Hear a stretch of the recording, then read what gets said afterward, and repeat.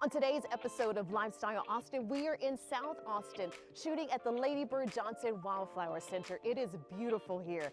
Now, today's episode is a special one. We're featuring some of my favorite entrepreneurs that we featured on season 1. And we chose this place because it's one of my favorite places in Austin. I used to be the communications and marketing director here, and it was one of my favorite jobs that I've ever had. So I'm excited for you to hear their stories and see why they're chosen as one of my favorites. Now, if you've never visited the Wildflower Center, Executive Director Lee Clipper will tell you why it's a perfect destination. One of my favorite things is actually kind of what you just said, is when you come to the Wildflower Center, the decompression that happens, you're leaving Mopac and this, urban world, and you walk into the Wildflower Center and there's just this immediate sense of calm. Today, we're exploring the gorgeous grounds and the garden, so I'm gonna take you inside. First up is Liz Cumberbatch at Sweetness Cake Shop. Now, she is a cake connoisseur who is a former science teacher, and she turned her love for science and teaching and turned it into a rising cake business. What I love about Liz is her bravery. So I've always loved science, and when I graduated with a major in health sciences, and then I started teaching soon after, and I taught middle school science. So I was with 6th graders, and it was so fun, and I loved it, but ever since I was little, my science always bled to baking. So I was always in the kitchen, super young age. My mom would teach me my math and my reading and everything, practicing with baking, and it eventually just got to the point where I was always making cakes, always baking, and then my friends were like, if you don't start selling these, we're gonna have a problem. So I was like, okay, fine. So one summer I started selling them while I wasn't teaching because we have the summers off, and it kind of just exploded from there. Yeah. It has been really different to have that the structure of the teaching kind of taken away from it, and now it's just all on me. So it's definitely been different, but it's also been kind of fun to make my own schedule and get into my own rhythm, but it's definitely been very different. Yeah. Was there ever a point where you were just afraid that it wasn't going to work? Teaching is so built into structure. We wake up at the same time, we do everything at the same time, there's bells and everything. So to go from that to being completely on my own was very scary and very different. And I really appreciate my family and my therapist for helping me through it, but definitely scary, definitely different. Well, and you not only make cakes, but you're also doing teaching classes and doing cake classes. Yeah. So tell me about just kind of the inspiration, the motivation for that, and is it something that's becoming more popular as people are getting more into the cake world? I finally pulled the trigger, and they have been the most fun thing that I've done. They bring me so much joy. They just make me so happy because it honestly combines both my passions, teaching and being able to decorate cakes. So it's kind of seamless for me, that transition to it. But I was really particular in that I wanted them to be more of a social event. I didn't really want them to be here's how to start a caking business, or here's how to get a perfect edge to make your next business adventure successful.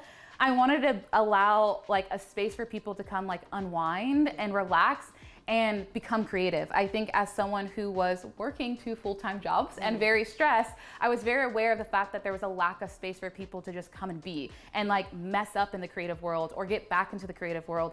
And I hear so much from the people that come from the class, those kind of remarks of this was just so relaxing. Yeah. Or this really helped. I haven't been able to get back to art or anything like that. My last class, I had several people that were paintists. They did art, and they're I love being able to get back into this world and get into that. So I love being able to facilitate that for others. Well, you're making people happy. Just the presentation, and then I'm sure tasting the cake. Thank you so much, Liz. This has been so good. So good. If you're an entrepreneur and you're interested in being on the show, or if you're interested in sponsorships, send us an email at hello@lifestyleaustintx.com and find more information at lifestyleaustintx.com. Is this a familiar frustration? Missing sock after missing sock? Where do they all go, and why do they lose their pair, ending up with loads of single socks? Now there's a solution. Soulmate Socks. Bamboo magnetic socks that stay together from washer to dryer to drawer. Say goodbye to the single life and hello to your soulmate. Find soulmates for the whole family. Shop today at soulmatesocks.com. The next entrepreneur I'm excited to tell you about is Ronald Chang at Chinatown Restaurant. Now, he is Austin's longest running restaurateur. He's been in business more than 40 years, and what I love about Ronald is his decades-long resilience. Well, it's a very simple formula. It's basically, provide a good value to the guests with a good product, in a very nice, clean environment, and that's it. And just keep plugging away. Sometimes, time may be difficult, but you just keep focused on the same value that you have, and that just, eventually will come around. Well, and this is like part of your family fabric, your family history. You're telling me about your mom who had the first restaurant on 47th Street? Yes, 47th and Burner Road. We opened up our first store in 1970 in January with 5 tables, and then we started from there, cooking out of the kitchen. And the dining room was our bedroom. And we moved into a little cubicle, and we lived there for a while in order to survive as an immigrant, like all immigrant does. Work hard, and my mother taught me how to work hard. Yeah. So that's what we do. And she's still alive, right? She's still alive. Oh no, I mean, gosh, she's never going anywhere. She's 94 years old, and she still drives, and she's crazy. She still drives? Oh, yeah. Oh, my God. I was speaking earlier about just the entrepreneurial spirit. Not everyone has an entrepreneurial spirit. So when things are not going well, how do you stay motivated and inspired to just go through the low times, but also rebuild and bring things back to where they were previously? And that's what's happened here at Chinatown. It's all about focus and then the dedication from employees. Everybody got pulled together. All my employees, a lot of my employees have still been with me like 40 years, 30 years, long term. So when that time comes, we just, all the employees buckle down and we work at it. Good times, we all enjoy the good times. And we also keep the focus on, the value, quality of food and everything else, and don't waver from any of that. There's a lot of times that, it's the easy way out. Well, that's one of the things. I'll just keep going to be doing this because I'm so proud of it. I'm going to outlive, I don't know who else is around. Not too many because I started out so young. So I don't think there's too many around at my age. Still here, not going anywhere. For the next 10 years, that's as long as my lease runs. When we come back, we're gonna head to Round Rock so you can meet more of my favorites. So stay with us. We'll be right back with more Lifestyle Austin. If you're an entrepreneur and you're interested in being on the show, or if you're interested in sponsorships, send us an email at hello@lifestyleaustintx.com and find more information at lifestyleaustintx.com. We're now headed to Round Rock to meet 2 of my favorite people, Les and Laura Cruz at the Place Homestead Goods. Now they make breads, they make jams, they make jellies. What I love about them is the way they pour love into everything they make, and they do it together. Well, honestly, I was inspired by my children because we were making jellies and jams at home just for fun when my 12-year-old kid came back from summer camp with a bag of wild Mustang grapes. Oh. And he goes, I want to make something out of this. And Les, who grew up in the country making jam and jelly with his mom as a kid, said, let's do it. Let's make some wild Mustang grape jelly. And they did. And he just pulled that memory out of his hat, and that day we had our first jar of jelly that we've ever made. That.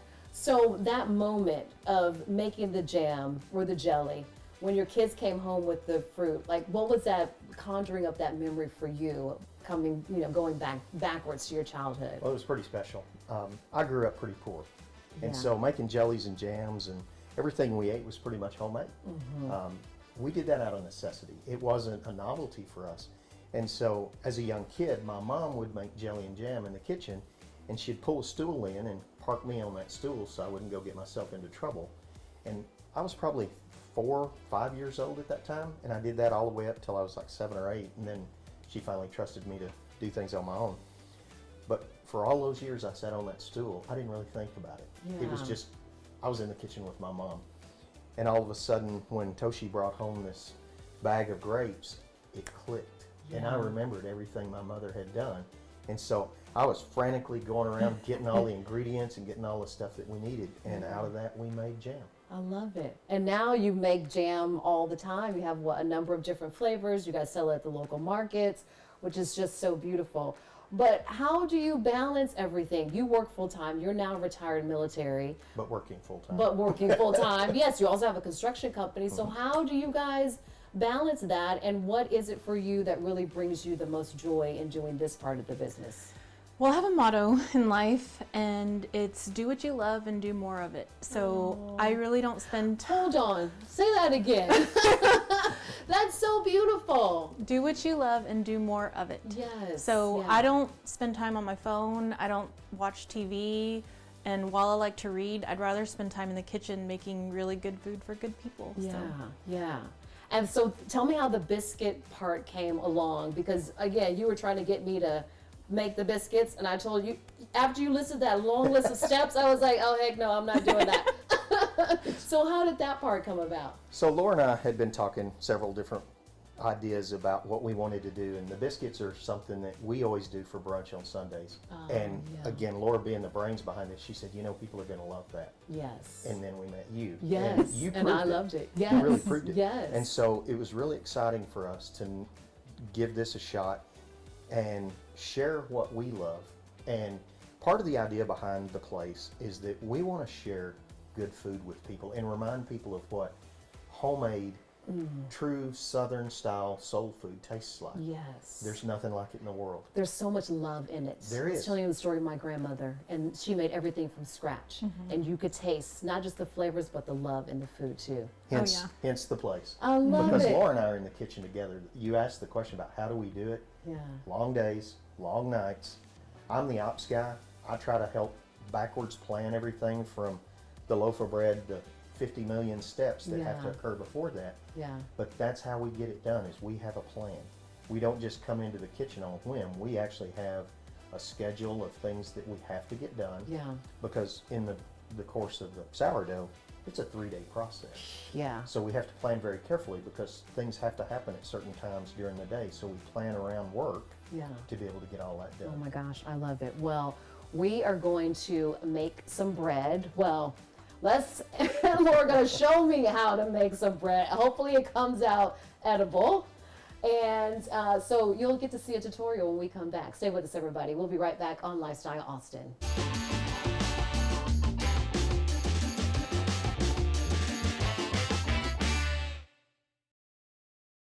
Okay, I'm now suited up in my apron. A piece that my children would be very happy to see me in, because it's not a regular piece of my wardrobe. And this one doesn't belong to me. So, okay, here we go. So we are going to make homemade biscuits. Les and Laura have perfected this recipe over the last 3 years, yes? There is a science that goes into cooking, obviously, and that's what fascinates me. All right, so you're now going to show me how All to right. do this. Okay, So you the ready? first thing we're gonna do- Let me take off my rings. Sure. Okay. Okay, this is what real chefs do, right? Okay, let's go. So the first thing we're going to do is mix all our dry ingredients in the clear bowl first. Okay. And basically it's just flour, sugar, salt, baking powder, baking soda. Okay. And why do we do the dry ingredients and then the wet ingredients? Like, what's the purpose of doing that separately? So you want to make sure that all your dry ingredients are completely mixed well together first, because you want to get an even bake with it. Okay. The second step we're going to do is we're going to add the butter, Okay. because that's the goodness. And then finally, once we get the butter cut in, then we'll add the buttermilk. Okay. All right. So, this is first? ma'am. Okay. I think being in the kitchen gives me anxiety because I don't know what to do first, and I don't know why certain things go together. So Just that's dump the it all in. baking soda. Baking soda, okay. That's the baking powder. So the Okay. baking soda and the baking powder are what can give your biscuit rise, Okay. because it's not a yeast bread. Gotcha. Okay. And what's this? That's the sugar. Sugar. Okay. Yeah, and over the 3-year period, we played around with the levels of sugar and salt. Sometimes it was too sweet, sometimes it was too salty or not salty enough. Yeah. And after 3 years, I probably would have given up. So why did you guys keep going? Because we get hungry on Sunday. Well, that's good reason enough.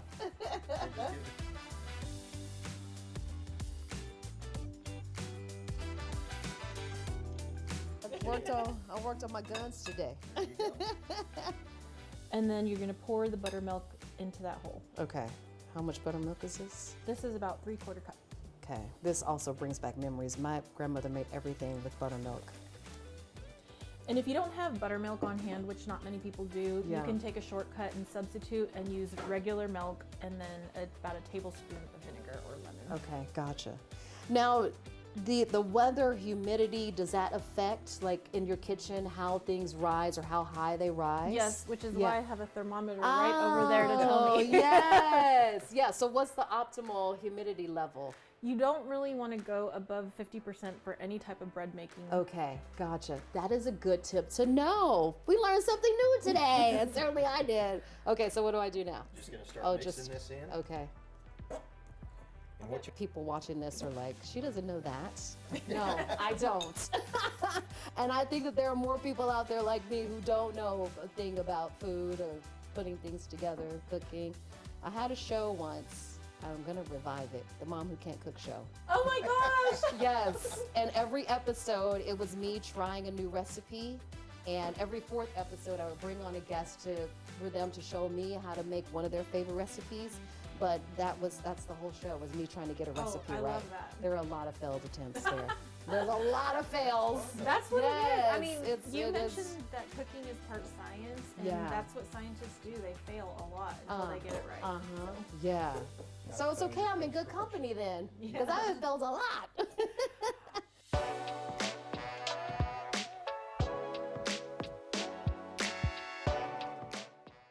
Is this a familiar frustration? Missing sock after missing sock?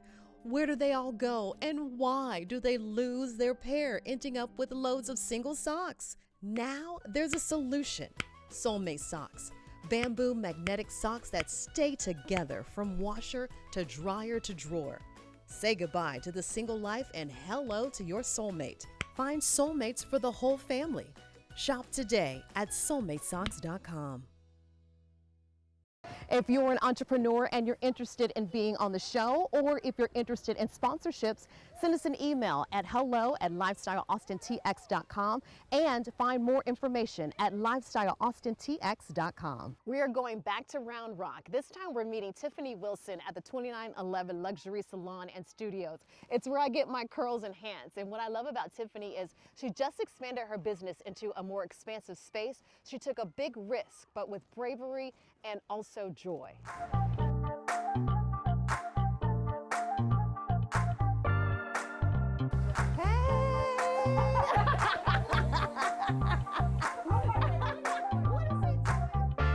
I just made it my mission to make sure I actually knew hair and didn't just do hair. That was really important for me. Yes. And so the way to, I'm really big into healthy hair. Even before I started doing hair, I was obsessed with my own hair. As you I should had be. an unhealthy attachment to my own hair. Yes. And so I just really feel like that when your hair looks good, you feel good Yes. overall. Even as a child, if my hair wasn't right, I was not right. My dad was a hairstylist, so I Really? watched him do hair. Gotcha. And so that's when I kind of fell in love with hair Yeah. and really understood that we could do a lot with our hair, you know? But it was really important to me to really understand textured hair, because that's not something that we learned in cosmetology school. Yeah. A lot of people are really, really shocked to hear that they don't teach our hair in cosmetology school. That's shocking to me. Yeah, so when Yeah. I went, there was only one chapter in our book. And That's that chapter crazy. taught you how to remove the curl from the hair. Yeah. And so it was really important for me to learn how to do it, because no one around at the time really knew how to do it. Yeah, I was really scared when I made that transition, because I've always gotten a relaxer, and I was told my curls, I had rough hair. Turns out I have pretty good hair, girl. Okay, you helped me find it. People see you in the streets and they're like, this lady, and she had this hair, and I'm like, I know exactly who that was. Oh my gosh, that's so. I feel like I'm a walking commercial, because you and I want helped to me. thank you for that. Oh my gosh, no thank you, because you helped me discover something new that I didn't know existed underneath the relaxer. I had no idea my hair would do this. We've been told, I feel like we've been lied to our whole lives. We've been told that something was wrong with it. Yes. And I feel like we've Yes. just been bamboozled, because we Yes. just had amazing, amazing hair. I totally agree, girl. So coming in this new space, how long, so you just moved from a very small space to this beautiful luxury spa salon experience. What was it like deciding to make that leap? Because that was huge. It was huge. I'm still questioning my decision. But, you know. Spoken like a true entrepreneur, like, what have I done? Well, it was one of those things, it was like, At the time, it seemed like it was a no-brainer. At the time, it seemed like it was something that I had to do because we were in a space that originally was a duplex. And so it just could not sustain the amount of traffic that we had. We've always been fortunate to have a wait list and always have a lot of clients. We only had 3 parking spaces. We were talking about that before, just being an entrepreneur, like you have to have a little bit of just crazy. That crazy to go do big it. and go grand. I love that. Yeah. What I also love is the meaning and purpose behind the salon. It's not just a place where you come to get your hair done, but tell me about the name and where that came from and why that is so meaningful. So the name came from my favorite Bible verse, Jeremiah 29:11. It says, "For I know the plans I have for you to prosper you." And so it's always just a constant reminder to myself that there is a plan for me, that God knows the plan for me before I even know it. And so I'm not crazy for doing this. No, you are not. Yes, no, you are not. What is the experience you hope to create for every single client that walks through the door, no matter their age or who they are, what they look like? You know, the biggest thing is I feel like we deserve this, right? Yes. And so I just tried to think of every little detail that would make someone feel loved, appreciated, valued, treasured, because we've been told for so long that our hair is hard to do, that it's a burden. I wanted people to feel the complete opposite of it, right? And so that this is easy peasy, we do this in our sleep, you know, and that it's actually just absolutely beautiful. I love doing hair. Oh, I love, you can see it. Like that is what I also love too, is just your joy. Like every time I walked into the other salon, that's what I felt. It's just your joy. Yes. We're now headed to Blue Goo Bakery to meet cookier Amber Garcia, who's made thousands of delicious custom cookies for hundreds of clients and even some celebrities.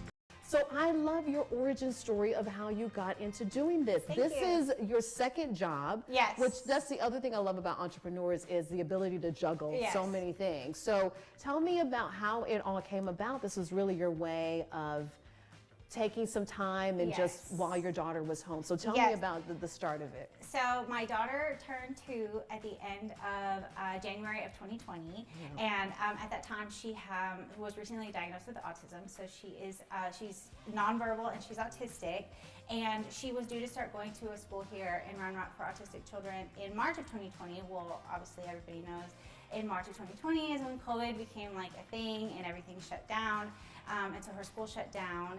And the therapist at her school began doing in-home therapy. And so I had a therapist come and work with her, and they worked with her for at least 7 hours a day. Wow. And so I found myself with a lot of free time that my daughter was occupied.